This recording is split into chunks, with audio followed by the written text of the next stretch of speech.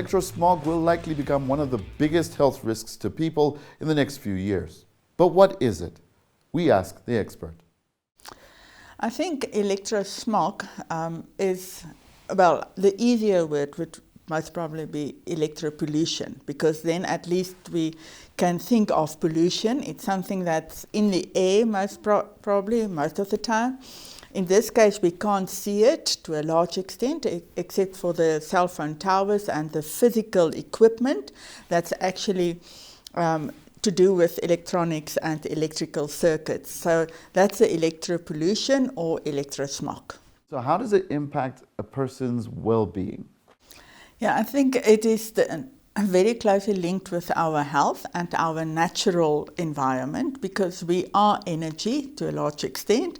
All our processes in our bodies, our cells, are also linked to fine, minute electrochemical processes. So if you think of electrical and electronics, it's a lot of electromagnetic frequencies and radiation, and therefore it does have a negative impact. Now, when you say negative impact, what are you referring to? Migraines, headaches, dizziness, tinnitus, ringing in the ears, loss of hearing, loss of even your brain fog, loss of memory, our gut, the blood-brain barrier in our brains. It does have an impact on actually all those things. And some people may experience quicker symptoms because we know thresholds.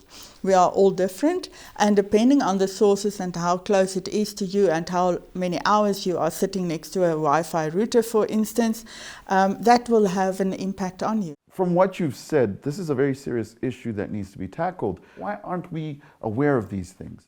We are so comfortable, and we like our comforts with the wireless environment, with all the technologies. That's wonderful. It's creating a new world for us. But surely, at some point in time, it is getting us with regards to health and well-being. So for sure, we in a position when we have an opportunity to share the realities and the truth and the challenges, then we must do that, because the telecom industry is quite huge worldwide, internationally, and surely they will also tell you, don't worry about it. The international standards are fine. They're talking about heat effects. Don't worry, biological, nothing to worry about. So I think that's why we don't hear it, not easily, although people are becoming more aware and sowing seeds everywhere. People start realizing, and hopefully they will get to the right sources as well, and the scientific independent publications, not linked to telecom industries. Now, do we have any data in terms of how many South Africans are affected by electrosmog? I think that is definitely a difficult one, because it's not easy. It's not the electrosmog meter that's in every home that you can actually measure, and not everyone is aware of it. Not everyone would like to believe it. So South African research is most probably lacking a lot. But on the other hand, I truly believe we can't wait until South Africa has allocated money and say we can do research independently, and while the whole world is telling us already what's happening, we are not human, it won't affect us. That's not the truth. So there are many people.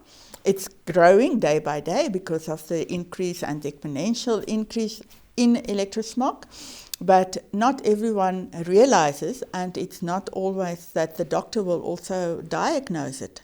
And it is difficult with the cause and impact on that, or effect, but surely if you go to the strategies and how you can look after yourself, and there are ways, and sources and the rest, surely we can manage it better. But unfortunately, there's not exact numbers. But if you go to the right places, there are already growing numbers, that people will start telling us that that's the reality. Now, having said that, how can I then, as an individual or as a home, reduce the amount of electrosmog that's in my environment? Yeah, I think one of the if you think of a microwave oven, for instance, it does have a door. So you won't like it if you are cooking your food with an open door. But you are willing to have a Wi-Fi router in your baby's room or next to your desk where you are working and so forth. And it's similar. So it's similar frequencies that are used. So those are the kind of things that we must take notice of. The source, the further away, the better, because it is reduced with inverse square law. And as far as possible, rather use network cables when you are working on laptops and computers, for instance, and switch off the Wi-Fi. If you don't use it, we have network cables through the ceiling, for instance, so that we can work on network cables. Put your cell phone on flight mode if you are not using it. Switch off the Wi-Fi and the Bluetooth when you are not using it, because remembering it's always seeking for signals and wanting to connect. So those are simple things that you can look and see how you can improve your environment. Switch off the Wi-Fi at night all the time. Put your electronic goodies that you love, put it away and be happy during nighttime. Have a good night's rest. Switch off notifications. There are a lot of things more linked to addiction and other behavioral things, and sleep and deep sleep and health. But those are in a nutshell, just quick things that we can be aware of and already start changing. What's your content fix? Is it tourism and entertainment, lifestyle, health and fitness? Perhaps it's current affairs or just business.